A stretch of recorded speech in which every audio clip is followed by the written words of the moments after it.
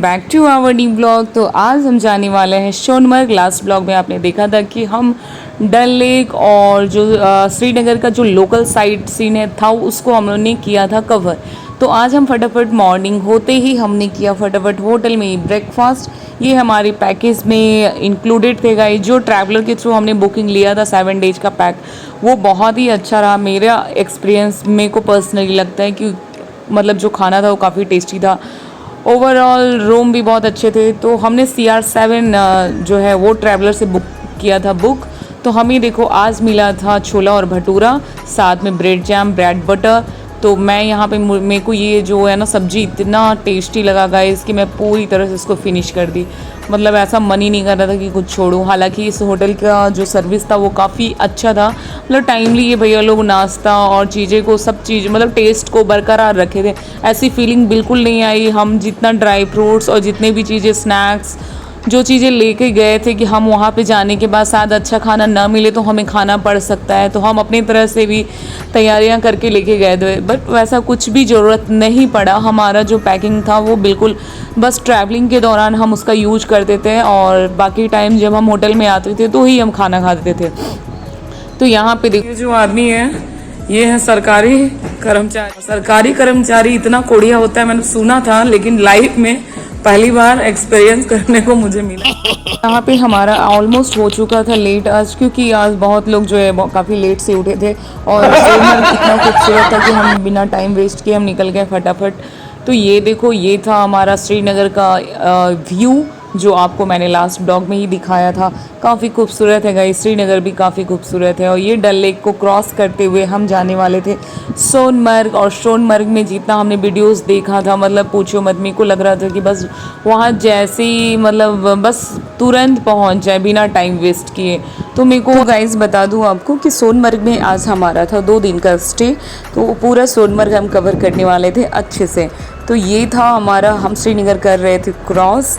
और जैसे जैसे हम आगे बढ़ रहे थे और हमें देखो दूर से ही आपको दिखाई दे रहा होगा ये पहाड़ और उसके ऊपर ढका हुआ जो पूरा चादर की तरह वो आइस स्नो था। वो पूरा एक तरह से मतलब एक्साइटमेंट मत पूछो, पूरा दुगना हो गया था कि बस उसके क्लोज हम जाने वाले उसको फील करने वाले हैं। और हमारी लाइफ में ऐसा पहली बार था कि मैं फ़र्स्ट टाइम ऐसे बर्फ़ में जाने वाली थी। हालांकि मैं पहले भी गई थी बट कश्मीर मेरा जाना नहीं हुआ था। मैं माता वैष्णो देवी का दर्शन करने के बाद हम चले गए थे डलहौजी। गाइस तो फाइनली हम थोड़ी देर में पहुंचने वाले हैं सोनमर्ग और यहाँ से दिख रहा है बहुत ही बेहतरीन नज़ारा। यहाँ पे चल रही थी हमारी मजाक और मस्ती और गाने वाने भी चल रहे थे। सोड़ी दे नखड़े सोड़ी नखड़े मैंने सोड़ी दे नखड़े सोड़ी नखड़े। तो काफ़ी एक्साइटमेंट से हम भरपूर थे गाइस, क्योंकि आज का लोकेशन जो था वो था अमेजिंग गाइस। तो हम फाइनली पहुंच चुके हैं एक स्पॉट पे जो था सोनमर्ग से कुछ दूर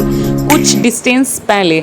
तो यहाँ पे मेरे को भैया ने बताया कि आप अगर रील्स शूट करवाना चाहते हो तो यहाँ पे भी करवाते हैं। तो आप लोग थोड़ा बहुत जो भी है चाय पानी नाश्ता कर सकते हो और थोड़ा टाइम स्पेंड यहाँ पे आप कर सकते हो। तो मैं बिना फटाफट बिना लेट किए देखो मैं बैठ गई घोड़े पे और मैंने बोला कि चलो मैं थोड़ा चला के देखती हूँ। हॉर्स राइडिंग मैंने कभी किया नहीं है तो मैं बिल्कुल आज मैंने कर लिया। और यहाँ पे सानवी का चल रहा था वीडियो शूट।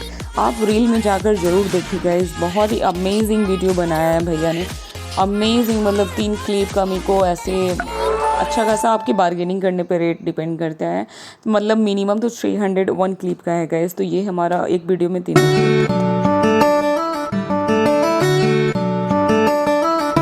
Hey guys. तो कश्मीर के ख़त्म और लद्दाख के शुरू होने से पहले जो वैली आती है वो है सोनमर्ग। 9000 फीट की हाइट की ये वैली सराउंडेड है 18000 फीट की हाइट की इन बड़े बड़े ग्लेशियर से, जो इतने पास से दिखते हैं कि खुद देखने के लिए भी सर ऊपर करना पड़ता है।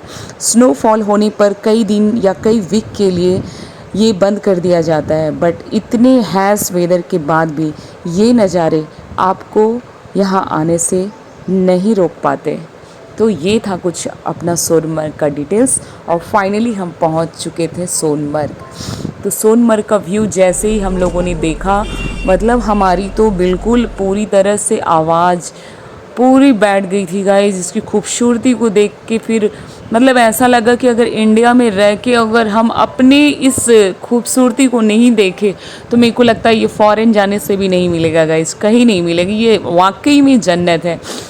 हम जिस दिन यहाँ पे आए थे उस दिन स्नोफॉल तो नहीं हुआ था, बट उसके कुछ दिन पहले ही स्नोफॉल हुआ था, तो बीच बीच में रास्ते से स्नो हटाया जा रहा था। यहाँ पे हम सब पहुँच चुके थे और एक्साइटेड इतना ज़्यादा थे। बहुत ही खूबसूरत नज़ारा, मतलब ये आने के बाद ऐसा लगा कि इंडिया में सच में इसे स्वर्ग क्यों बोला जाता है, ये आज हमें मालूम हुआ।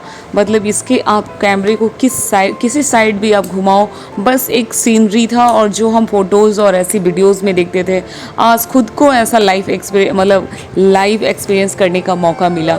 ये फर्स्ट टाइम था कि मैं कश्मीर आई थी, यहाँ पे ये कर रहे थे मस्ती, और बर्फ़ को फर्स्ट टाइम मैंने छुआ था गाइज। मतलब इतनी सारे बर्फ़। यहाँ पे आपको आने के बाद करनी पड़ेगी थोड़ी बार्गेनिंग, क्योंकि यहाँ पे प्राइस काफ़ी हाई रखते हैं यहाँ पे। अगर आपको रेंट पे अगर आपको बूट लेना हो या कॉस्ट्यूम लेना हो आपको, या रील्स बनवानी हो, ये हर चीज़ के लिए बार्गेनिंग करना पड़ता है। हालांकि कभी कभी ऐसा होता है कि ये बिल्कुल नहीं मानते हैं, लेकिन हाँ, शाम के टाइम अगर जैसे जैसे वो टाइम ख़त्म होते जाता है, मतलब इवनिंग आते जाता है, तो वो होता है कि कम कर देते हैं। हालांकि हम तो टाइम से पहुंचे थे, तो हमें डिस्काउंट ऐसे कॉस्ट्यूम और बूट में तो नहीं मिला। कॉस्ट्यूम तो ऑलरेडी हम पहन के गए थे, तो हमने किसी तरह का जैकेट्स नहीं लिया। तो हमें बनवाना था रील, तो रील हमने किसी तरह बार्गेनिंग करके और हम लोगों ने किया उसको फाइनल। और यहाँ पे शानवी बना रही थी इग्लू, और ये देखो मैं यहाँ पे आने के बाद मुझे लग रहा था कि मैं क्या करूँ, कहाँ जाऊँ।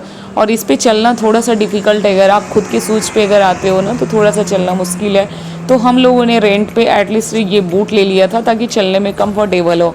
हालांकि ये फ़ोटोज़ में तो उतना अच्छा नहीं आता है, लेकिन इसके बावजूद अगर हमें जाना था ऊपर हाइट में, हम आए थे बाइक से, इतना ज़्यादा डरावना था बाइक का जो था, नीचे से ऊपर जो हम लोगों को पहुँचाया गई, तो ये मत पूछो। मतलब इतना ज़्यादा स्पीड था और इतना डिफ़िकल्ट, मतलब 90 डिग्री ऊपर फिर 90 डिग्री नीचे, ऐसे पूरा अप एंड डाउन कर रहा था। मतलब पूरी तरह से हम लोग, मेरे को तो ऐसा लग रहा था मैं इस डर से वीडियो भी नहीं बनाई कि मेरा फ़ोन गिर जाएगा।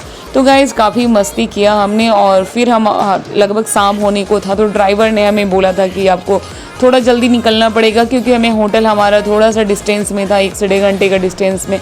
तो 1 घंटा, यस हाँ, 1 घंटे का डिस्टेंस पे ही था। तो हम फटाफट वहाँ से निकल गए, और यहाँ पे सारे लोग थक चुके से ही होटल पहुँचते हैं। हमारा रूम नंबर था 106।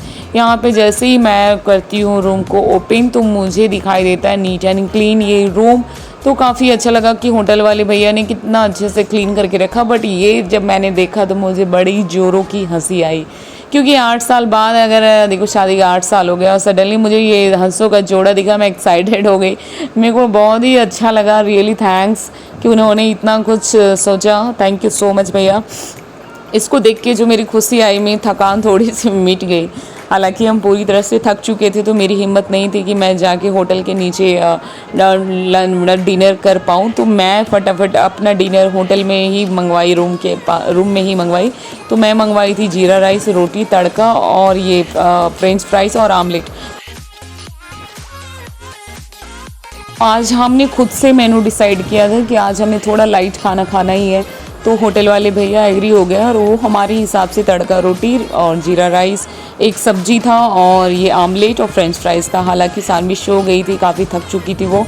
तो हम शानवी को जो भी था हमारे पास स्नैक्स जो हम बैग में लेके गए थे उसी को खिलाकर वो रखे थे, और वो आने के बाद सो भी गई। तो मेरा भी मूड नहीं था। मैंने बस सब्जी तो मैंने नहीं मंगवाया, मैंने बस मंगवाया तड़का रोटी, जीरा राइस, आमलेट और ये फ्रेंच फ्राइज़। हे गाइस, तो आपको कैसा लगा हमारा आज का ये ब्लॉग सोनमर्ग का। और अगर आप नहीं गए हो कभी कश्मीर तो आपको ज़रूर जाना चाहिए। फ़िलहाल हम वीडियो को करते हैं यहाँ पे एंड, क्योंकि हमारा हो चुका है काफ़ी लंबा ब्लॉग। हे गाइस, तो जिसने हमारे चैनल को नहीं किया सब्सक्राइब, प्लीज़ सब्सक्राइब करें नेक्स्ट अपकमिंग वीडियो के लिए।